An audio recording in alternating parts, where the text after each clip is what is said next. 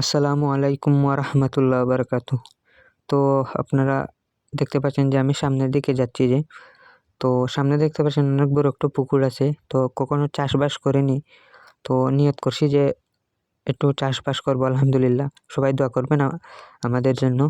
তো অনেক বড়ই আছে আলহামদুলিল্লাহ, আপনাদেরকে দেখাচ্ছি, দেখেন অনেক বড়ই আছে। তো পানি একদম শুকিয়ে গেছে।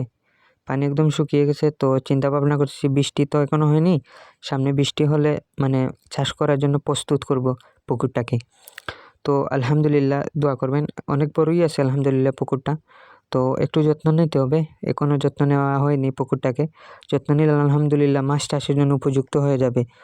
তো চিন্তা ভাবনা করতেছি যে এখনো পানি হয়নি, পানি হলে আলহামদুলিল্লাহ একটু চুন দিয়ে দেব, তারপর সার দেব, মানে প্রস্তুত করব আর কি চাষের জন্য।